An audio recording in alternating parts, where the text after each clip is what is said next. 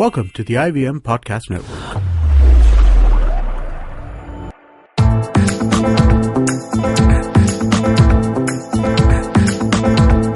You're listening to the Paodcast, presented by the Daily Pao.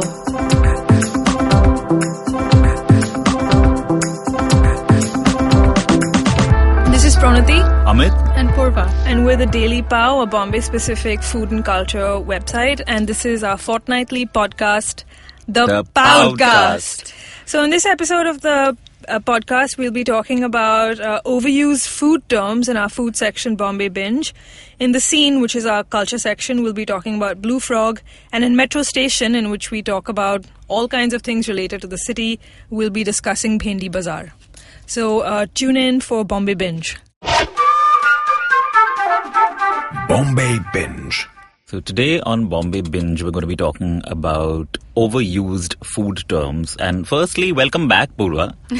Yeah, you've been away for a while.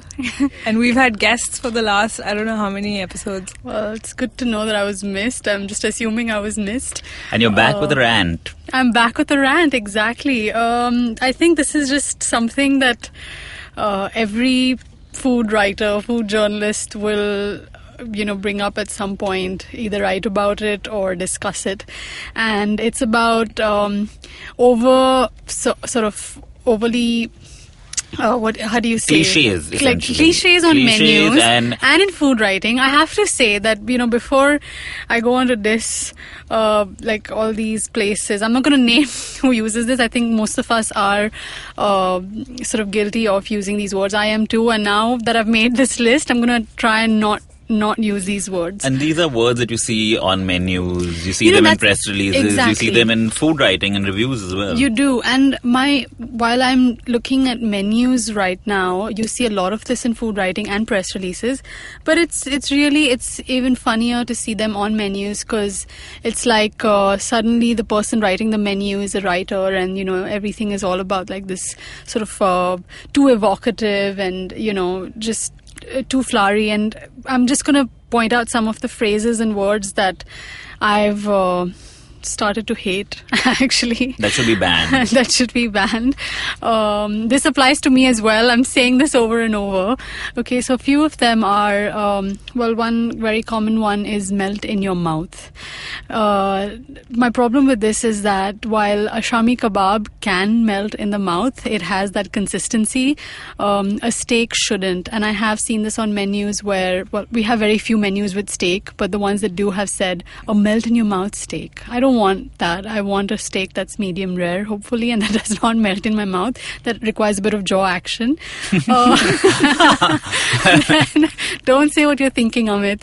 A few of the other words that you see on menus and you just question, like, why? For fresh ingredients. Please don't serve me stale ingredients. Exactly. How many menus say or are focused, or restaurants describe themselves as we're fresh ingredients oriented? What does that mean? As opposed to what? Yeah. That means they'll be serving you old stuff also. Yeah, and this sort of obsession with inserting the word fresh everywhere. Fresh OJ, fresh salad, fresh. We get it. We are hoping that you are serving us fresh Cold food. press is cold pressed on your list. Oh, cold press is a great one. Let's add that, because that's also pretty Pranati, you an particularly empty word. I'm fond of the term cold pressed, aren't you? Yeah, because people make it out to be some kind of like an elixir. new fad. Yeah. Cold pressed, when actually we've been having cold pressed juice forever. Like your Ganna juice seller on the street is selling you cold pressed juice because there's no application of heat. So suddenly it's become this very current term, and people think that there's more to it than there is really. I think it's just like you're tweaking words for it's a marketing ploy, right? You're just tweaking them to sound fancier, but they are empty words. For example, like a restaurant describing itself as modern. What does modern really mean? Does it mean that you're serving me foams over everything? Does it mean you're serving me pre-plated food? But I think modern Asian? I have to sort of differ when it comes to modern, because I think it's just a convenient way of Well, it's become categorizing a certain kind of way food of talking about fusion. Yeah. Which is currently the... Which is also a terrible word. I mean, yeah, which is... But Well, that's I mean, more... how else do you everywhere. It's a describe... more appropriate, description of the kind of food that's being described in modern these days. Yeah, but how right? else do you describe food that, say, steak with Asian influences? Butter chicken pasta. Say that. It is steak with Asian something. No, but when you have an overall descriptor... tell me that. Now, what about progressive? Progressive is also used interchangeably with like modern, right? Yeah. Progressive Indian food. Like, what does that is mean? that? No, I think that's a Exactly. pretty bogus term. Like progressive house. Which no one really knows what progressive house is. Right. No, the rest of it so- is regressive. Yeah, exactly. So going further, there's artisanal, which I think all three of us have a problem with, Yeah. and we have discussed this before. There are products in the market right now that are actually artisanal, which by definition means something that's not employing sort of machinery. So it's not mechanized. It's a traditional way, and it's like you're making small batches of a certain product. Also, it and it's a lot implies by a hand. certain tradition, right? Yes, a certain skill as well. Now, if you're telling me this is, it's come to the point where even a chutney is artisanal. Right. It's made by hand, but it's not artisanal. It's not a specialty. So just overuse. Stop it. Stop using that word unless it actually means something. Then there's jus. I think I'm saying it correctly. Jus, yes. Jus, yeah. J-U-S, not there's a lot of G-E-W. it's. Thanks, Amit, for specifying. clarifying. There's Anyway, this is jus, not Jew. Jus. Yeah. okay. We'll go ahead before these It's a to go fun on. word to say. There's it's become synonymous with gravy now. Au jus actually, well, we have this other obsession with just inserting French into menus to make them sound really posh, So it's basically a meat typically cooked in its own juices, cooked down in its own juices. So that's the jus. But if you're serving me chicken and gravy, don't say that a gravy that is cooked separately. Don't say chicken with jus or orange with jus, and everything is not with Don't jus. be a jute, yeah. Bleep. All right. So sorry about Amit's behavior. He's really hungry right now. Yeah, not allowed to eat in the studio. It's funny because this is the Bombay Binge section. Another one that's, I have a bit of a problem with is the word homemade. Now, you're in a restaurant. You're telling me this is homemade. What does that mean? Like your sous chef is taking this home and making it in his home and then bringing it back to the restaurant? Why But is it not made in your restaurant? Is it supposed to mean homemade recipe? Maybe if Or they- like it has a homey quality. Exactly. Don't say it's homemade then, because homemade implies something completely And different. because and homemade, like you're saying, it can have two meanings, right? One is homemade means that it's not up to restaurant quality standard, or homemade is that it has a certain, homey quality or certain stuff that you like about like things that But are made in the home. as a consumer, I can interpret it anyway. Exactly, right. And my So question it's a is whose stupid home phrase is to use, being yeah, made. yeah. And especially for a restaurant, if a home chef is telling me, look, this is a homemade bhakri, yeah, okay, that makes sense. But why is homemade in a restaurant? So that's a funny one. Another one. Now, this is something that is, you're seeing this a lot in dessert menus. Soil, chocolate soil, cardamom Right. soil. And I'm like, why is cake crumb being called soil? Is eating mud an appetizing thought to either of you? Right. Or either of you? No, it isn't. So, But yeah, I suppose it's just a fancy way of... it's too poncy. Right. Stop using words like this. Another thing, somewhere I read, they said it's something meat dish accompanied by market veg. What is market What a veg? market veg? Like, are you growing vegetables on your terrace garden that you have to make this distinction that you bought this from the market and it's not from upstairs? And why is that a good thing? With Yeah. everything is homemade and artisanal. Yeah. You should be like terrace garden grown. It should be coming veg. from your Yeah. own farm. Stop giving us market veg. I think we're almost sort of down that list. There's a lot of organic. Oh, gourmet. Gourmet is another word. What does gourmet convey to y'all? What is a gourmet cupcake? Fancy schmancy. So something expensive. With like certain, You're no, but I think selling with a that as- certain degree of You can certain say a quality of gourmet food ingredients. store, but what and does that mean? like, You're getting it from abroad? Is that what you're trying to say, or What does it mean? I think it implies a certain quality of ingredients and technique that sort of goes into the making. So you're of something. defending the word gourmet? No, I think that it's misused quite often. But I think that, with all these words, there's actually a right.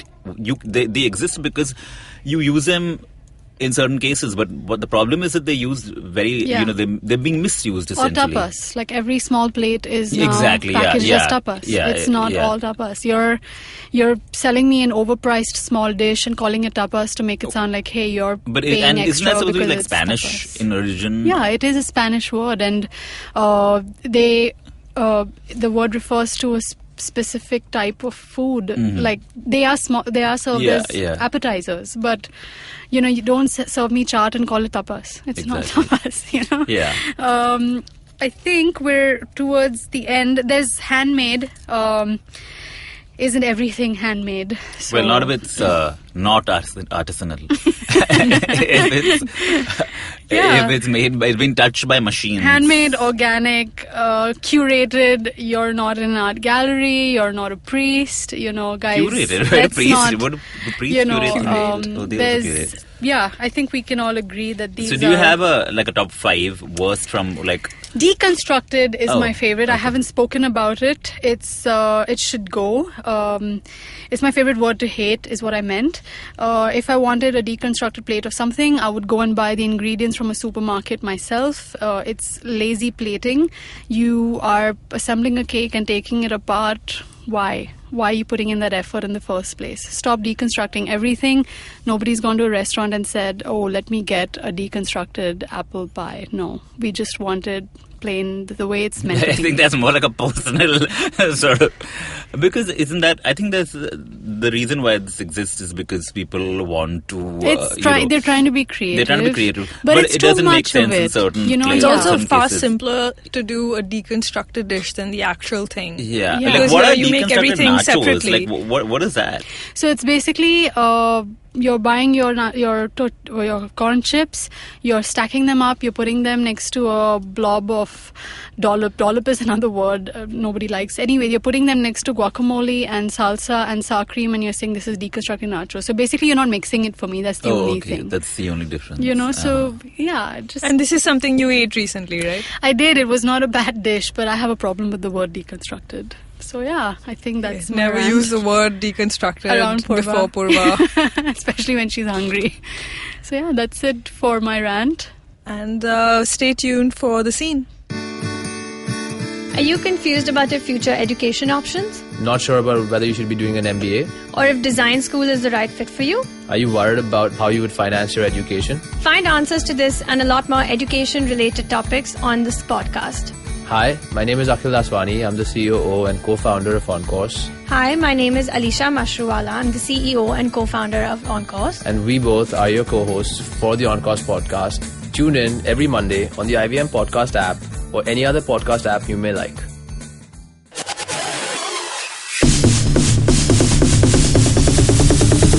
The scene. Welcome to the scene. In this episode, we're going to be talking about Blue Frog, which is, as you may know, it has it's closing in its current Low Parel location, and it's slated to open in 2 new destinations as they've announced in the papers. One of them they've confirmed is South Bombay. The next one we can assume is going to be the suburbs. And Amit is going to tell us about, he's been a Blue Frog regular. So yeah, Blue Frog, is a place that I think anyone who goes to gigs has been to multiple times in the last, 9 years that they have been around. And I have actually, because I knew we were going to talk about this today, I've got with me the 5 Fantastic Years book that they released for their 5th anniversary.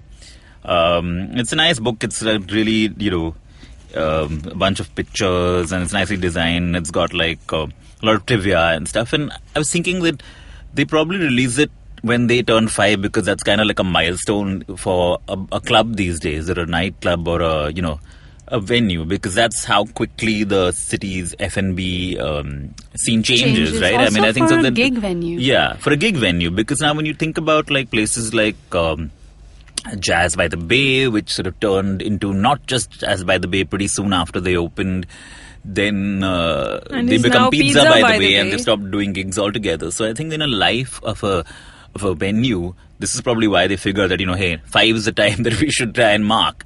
And Blue Frog would have turned 10 next year. And now, again, it's not shutting down, it's relocating. But the fact is that it won't be in this location in Lower Parel anymore, the iconic location that everybody associates, the venue with. And they put Tori Mills on the map. Exactly. Now, this is the thing. Like, I think that Blue Frog is really, in terms of... they often say that pioneers don't reap the benefits of what they create. And I think that's kind of like what's happened with Blue Frog as well. They were the first people to sort of, be a music venue for being the sake of a music venue. Not entirely so, but this is a place that was built in a way that to optimize sound and how you heard but music was the focus, unlike was other a places. Big priority in terms of the design, the way acoustics. They had a full-fledged stage. It wasn't just a portion of the floor that was turned into a stage occasionally. It was designed in such a way that you had a view of the stage. It had an are where you could stand and just watch the gig if you didn't want to sit at a table, and it had those weird bumps. It has those weird bumps in the wall that are there so that the acoustics, it basically sort of enhances the acoustics of the space. And you had this venue that was there, created for the music, and I think they quickly learned that even the founders, who some of whom have, a couple of them are musicians, like Dhruv and Ashu, and then you have people like Sheila and Mahesh, who run Highlight Films, and they are very passionate about music. And, back when they opened in December 2007, they had a very sort of different idea of what they wanted to do with this place. They're big fans of jazz and world music. But I think they quickly realized that they can't sustain a club like that in Bombay. And then over the years, the programming shifted.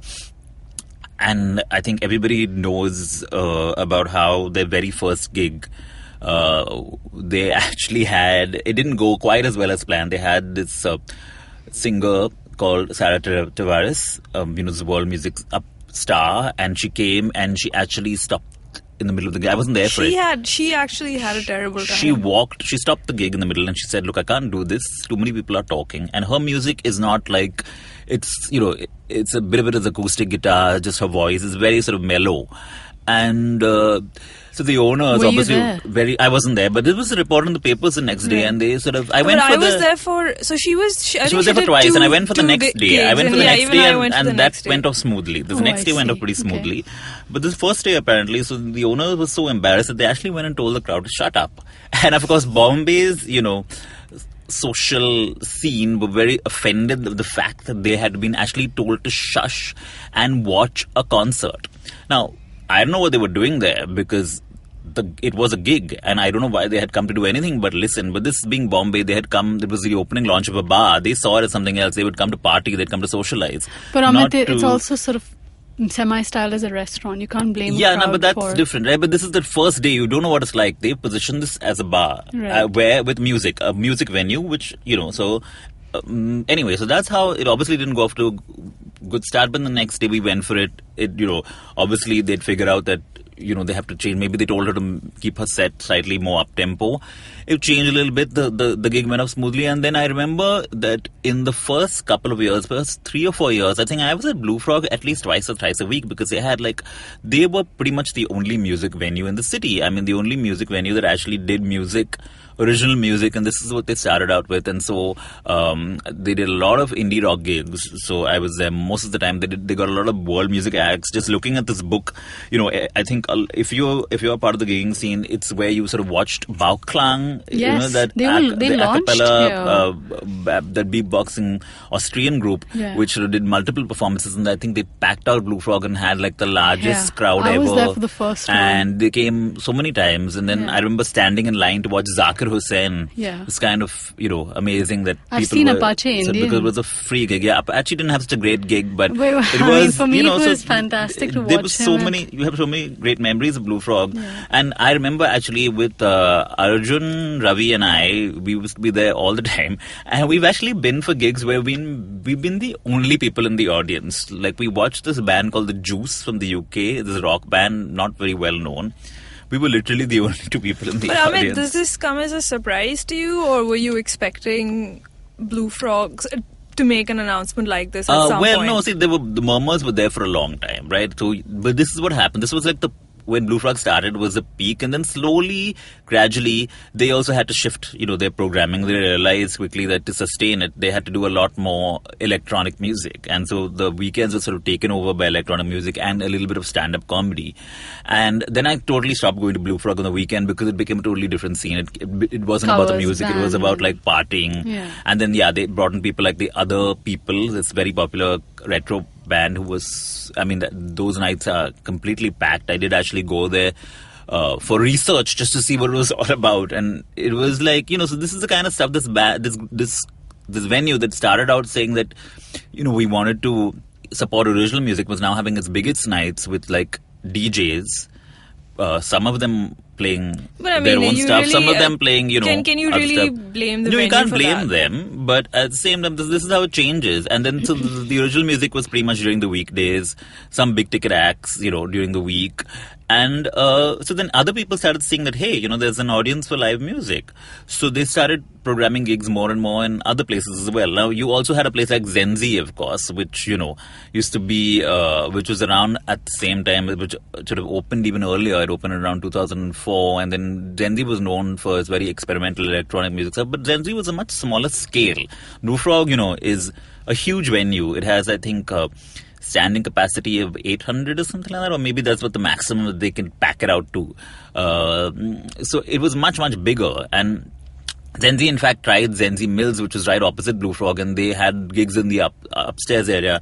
And I had I've been to really fun gigs there. But then again, Zenzi figured out that they couldn't sustain in that location probably, and then it shut altogether. In Bandra they shut for different reasons because they kept having problems with the landlord. So what have you heard about the reasons for Blue Frog? So what I've heard about Blue Frog is that if you just look at the place that they're located in, which is the Mathura Das Mills compound or the Todi Mills compound as it's also known, it's become so crowded. It's become a traffic nightmare.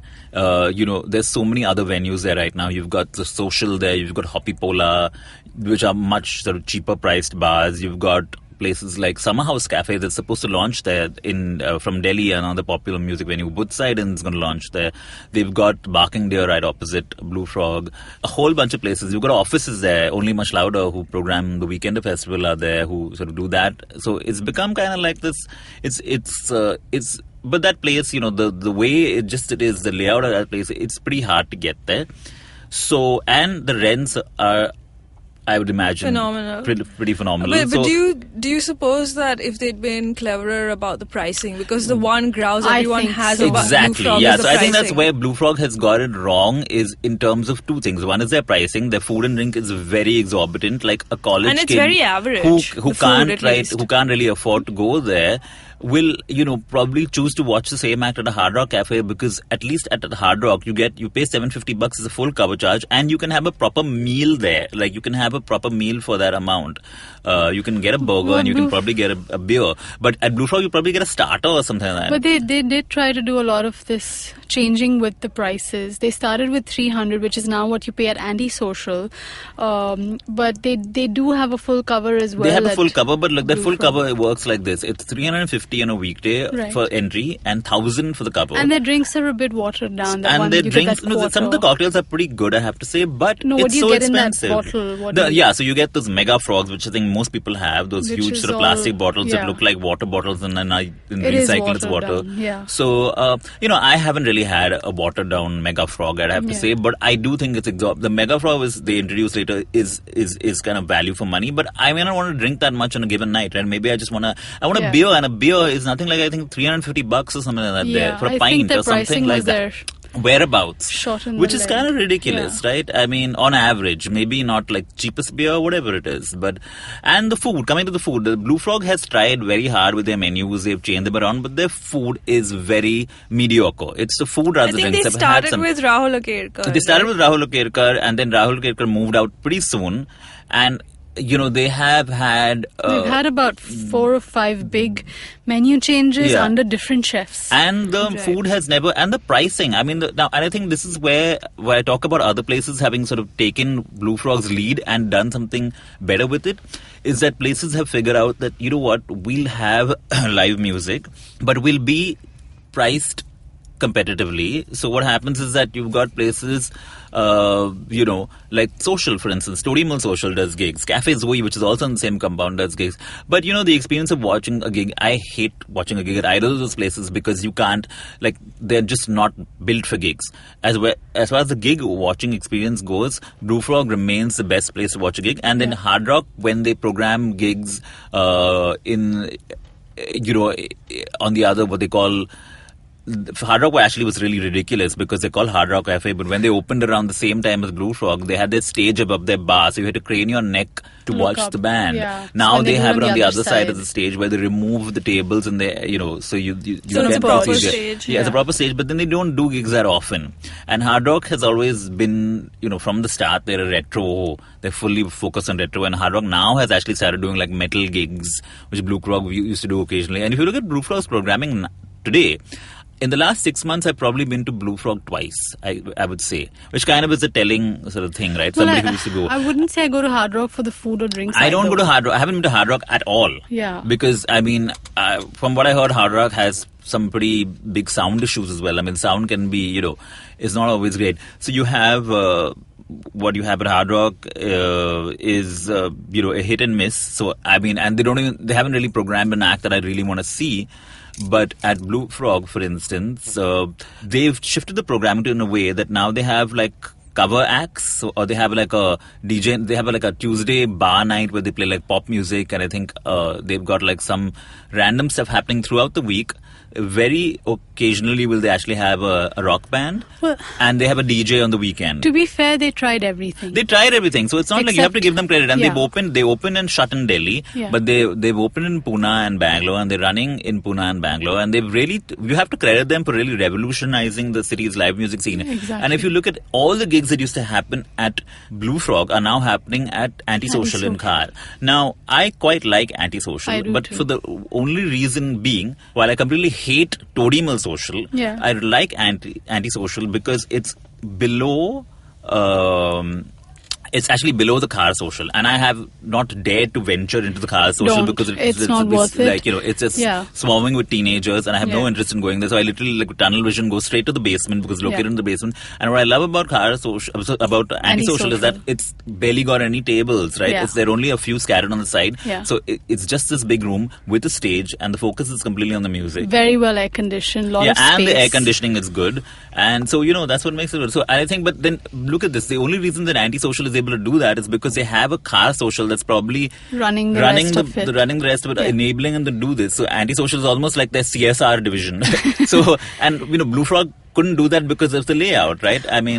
Well, hopefully when they're back, they're going to take care of the pricing. And what I've heard, they've said that they've told me that my pricing complaints will hopefully be, I'll stop moaning about the pricing when they reopen, because I think they are going to go back to the drawing board and figure out how to do this. But I just think that iconic venue, we're all going to miss it because we all remember, have so many memories there of watching great gigs there. So when does it close? So it closes at the end of August. Okay, so we have a month. Most probably going to be replaced by Toit, this microbrewery from Bangalore. Bangalore, great.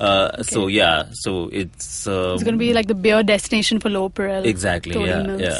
So we should all go to Blue Frog while when it it lasts. reopens. Yeah, of course we'll be there first day, first show. Yeah, or just head to it in August while it's still got gigs lined you still have. Do they have any tribute gigs or? Well, they did say that they're going to do some special programming for the month. Okay. I think just I might even go and check out some cover band just to experience the venue. If nothing else is there, because I just want to.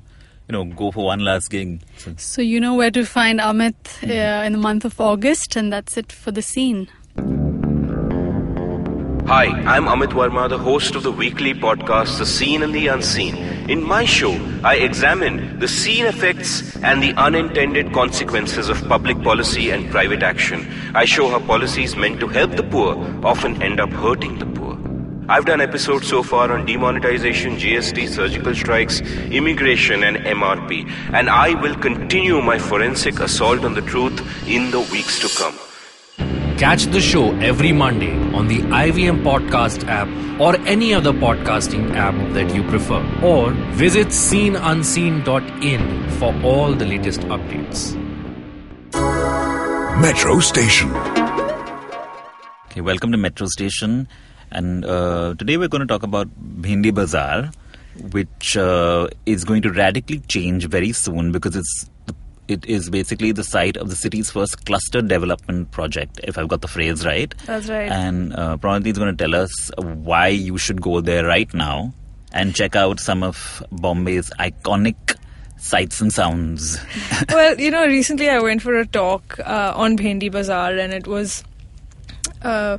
people got very nostalgic and shared a lot of anecdotes about visiting Bhendi Bazaar over the years, and it was a very timely talk, also held in a very interesting place. Which we will save for another episode of the podcast.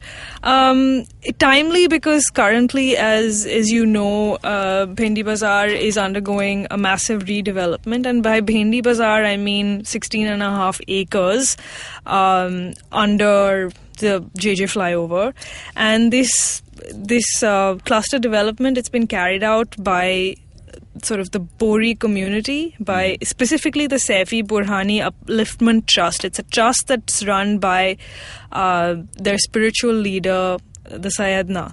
So 3,200 families are going to be affected by this redevelopment, and more than 1,200 businesses.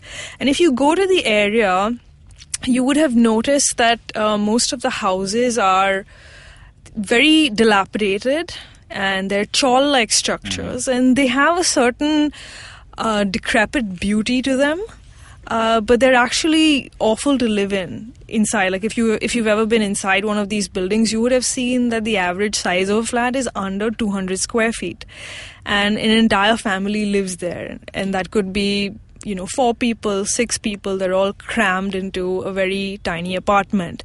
A lot of these flats don't have their own toilets, so they have common toilets.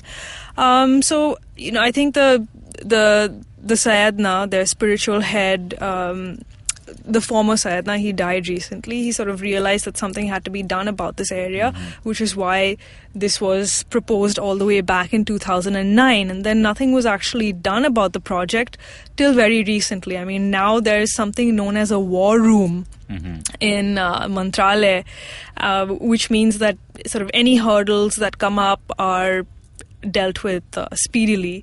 So they're going ahead full steam, and you can actually see towers coming up. Like you see these vast sites that have been cleared and buildings being constructed. So where are the people being So they've been moved to transit accommodation, and these transit accommodations are actually quite nice. These are in Mazgaon, Sion, in the Ghodapdeo area, so not very far from Bhendi Bazaar. Okay. And this is essentially the Muhammad Ali Road area, right? Yeah, so it's actually one part of that area. So when this is done, it's going to be really weird because you're going to have 16.5 acres of swanky towers and malls, and the rest of it is going to be the way it looks like right now. So why is the rest of it not part of this? So this is the area that they have picked. It's a predominantly Bori area. Like 70% of this area is Bori. And this trust is a Bori trust. So they've picked... So this is what constitutes Bhendi Bazaar. But there's also Dongri, which is across the road. Yeah. And but that's going to be untouched. So you're going to have this sort of glittering diadem of development kind of project. Strange because also, when you talk about sort of going over that flyover, it's sort of almost like going over a part of the city that is so distinct from the rest of it, right? I mean, you have... that area is now almost associated with like a different part of Bombay. I mean, it's one area that you haven't seen too many of these malls and glass stars. Chor Bazaar is close Chor by, Bazaar right? It is. So I mean, you're right. It looks it's a very distinct part of Bombay, and it does have a certain charm to it.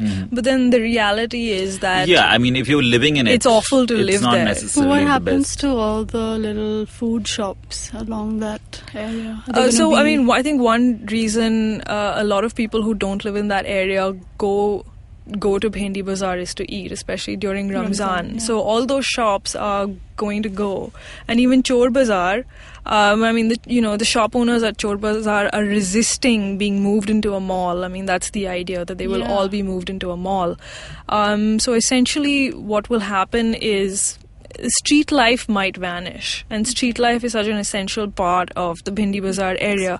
Because, I mean, you have Chor Bazaar, but you also have a lot of wholesale markets.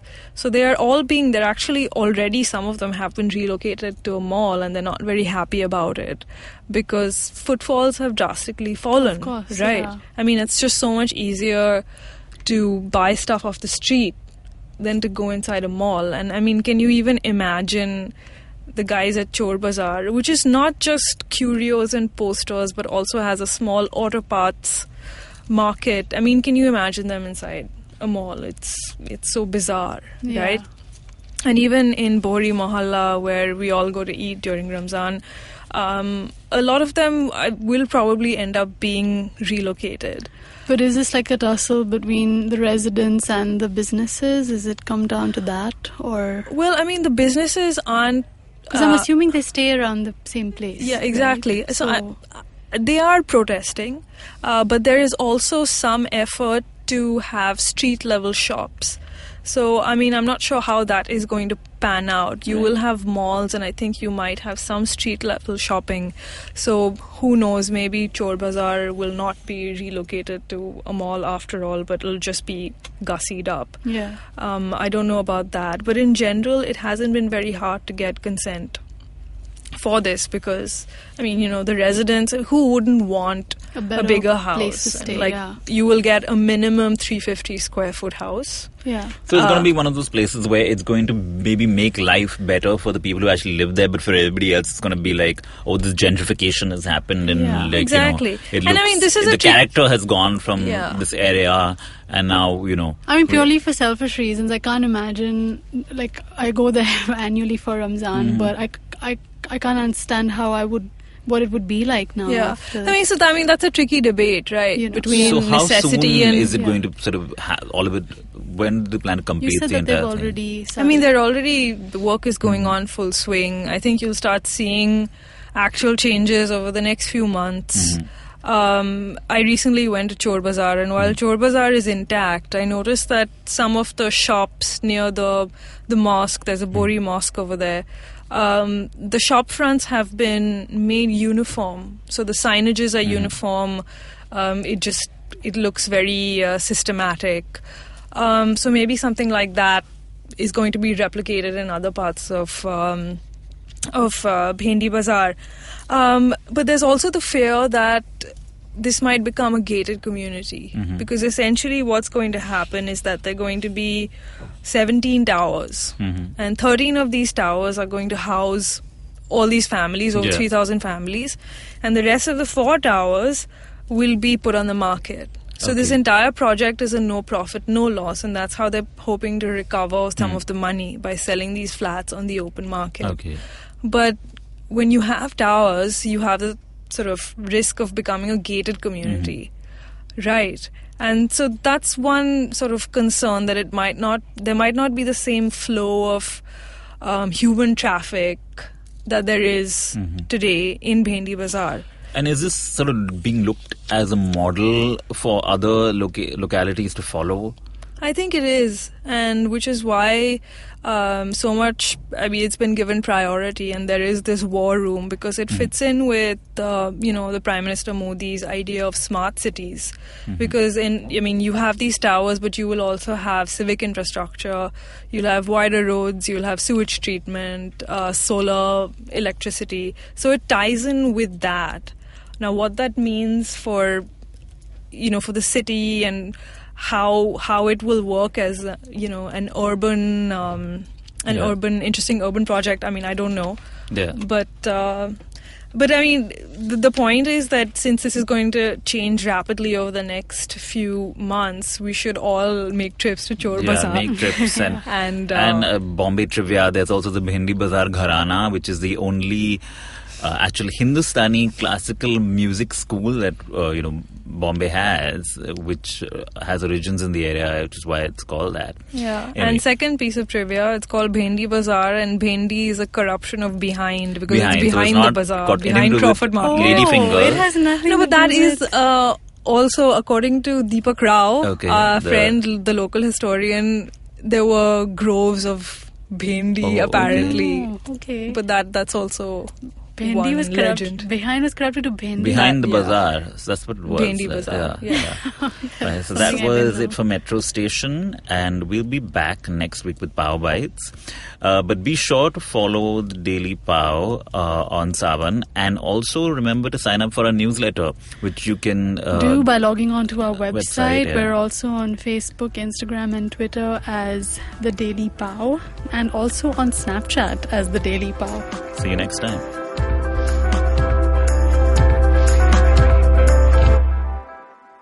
If you like listening to the podcast, check out Made in India with May, the best Indian indie music podcast in the country. Excuse me भैया, excuse me. बोलिए madam. Menu में क्या है? Menu में scene unseen है, podcast है, on course है, Cyrus है, made in India, rediscovery project, empowering series, sex wax है, IVM लाइक्स है, सिंप्लीफाइड है, कीपिंग इट क्वियर है, थिंग्स एंड डेस्टिनेशंस है, माय नेबर सकरबर्ग है और द फैन गराज है. आपको क्या चाहिए? एक बार रिपीट कर देंगे क्या? रिपीट नहीं करता हम. आप जाओ ivmpodcast.com पे और सुनो ये सब, या फिर डाउनलोड करो उनका ऐप, सब आपकी उंगलियों पे.